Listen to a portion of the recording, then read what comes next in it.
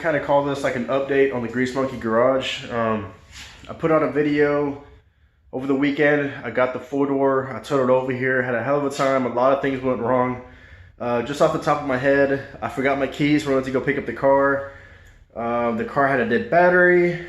The shift selector on the Jeep that we're using to tow the car came undone, came off the shifter, so I had to like go under there and manually shift it. The wheel fell off the car because apparently somebody was trying to steal my wheels and didn't have the guts to go through with it or something. Let's see. After we got that going again, I forgot to put the key back in the ignition. When we were trying to turn around a corner, the steering wheel locked up. The Jeep was turning and I kept going straight and I ripped a corner of my core support off. So that was pretty cool. And after that, I think we finally made it home. But I'm just going to kind of show you where I'm at, a project I picked up, and just let you know what's going on. I haven't really been posting a lot, and I'm sorry about that. But some updates I've done in the garage. I started off with this one bulb here. Let me flip the switch real quick and show you what I was working with before. Does this look familiar? This is what I was working with. It's kind of like trying to work under like candle lighting. That's basically what this is. It's like yellow, very dim. You know, this was my little corner. I think I posted at least 1 or 2 videos in this lighting. I would have to have like a spotlight or use a light off of my my phone. But I had someone come and install some light fixtures. I got these off of Amazon. I'm gonna make it basically like an ad for these freaking lights because they're so good. These are off of Amazon. They're like, man, like 35, maybe $40 a piece. Because there's a lot of different like levels of these, different lumens and different sizes, I guess. This is like the 9000, which is one of the brighter ones. Actually, I got a box right here. 82 watt, 5000K, which I guess is like how white it is, and somewhere on there, it's supposed to be 9000 lumens. So this is before, right? And this is with the 4 LEDs. Yeah, the camera even has to take a second to kind of adjust. But now, you know, this is my corner. I basically have one over my little work corner, and I've got one positioned right over the hood of the car here. And then back here, I've got 2 in case I have a project. Maybe it'll light up. No, you know what? A small issue is that whenever the door is open, it actually blocks these lights off. So the doors have to be closed for these lights to actually help illuminate the garage. But all right, that's enough for talking about lights. Got my custom short ram manifold over here off the Vitara build. Had that at work, I think, for a while. That's the blown up Vitara, the one that spun a bearing and the crankshaft messed up.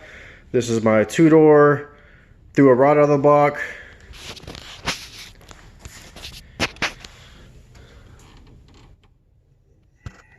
Oh yeah, if you can't tell, the hole is all the way through.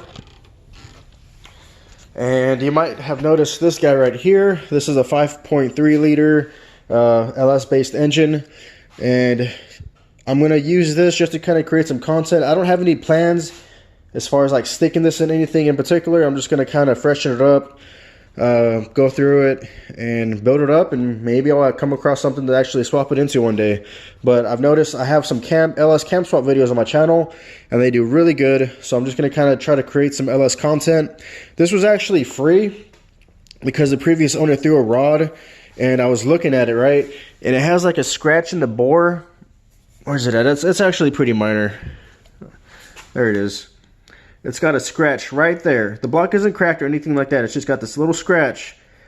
Now I was like, man, I don't think this block is usable, but I got a feeling that I can get it machined out because the plan is to bore it out to the LS1 specs, to a 5.7, a 5.3, and bore it out to a 5.7. It's the same crank and same stroke. It's just the L1s have a bigger bore. So I think if I get these machined out to fit LS1 pistons, it'll take care of that little scratch in the wall. Let's see. You know, as you can see, I've kind of cleared it out a little bit more. I had a lot of junk here. I'm slowly getting stuff cleared out.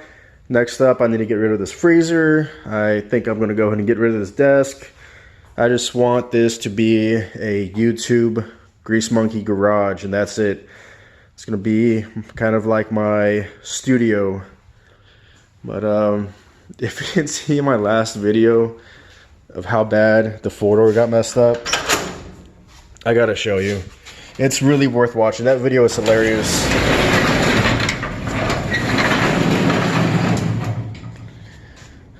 The video is at night, so it's a little hard to see certain things. But yeah, basically this wheel fell off while I was being towed and just ripped the fucking fender to shreds. God, that was hilarious. I definitely checked that video out. That video was so funny. But yeah, I got a snazzy little Chevrolet banner. Buddy Donnie actually got me this it's a turbo layout. At first glance, I was like, what the fuck is all that? But it's a turbo. All the bits and pieces of a turbo. It took me a while to actually... At first, I thought I was like the inside of like transmission parts or something. I don't know. Oh, one more update. So the plan with these Civics, with that shitbox over there, this shitbox over here, I think the new Victoria build is going to be this one. And then the four-door is going to be, I'm just going to try to restore it and bring it back to life. Put it back in there and get it drivable. And yeah, I'll swap the hood and put it on the two-door, the ones with the holes cut out for the exhaust. And the two-doors will become the new Victoria build. It's going to be the new race car, I guess. And hopefully, thanks for watching.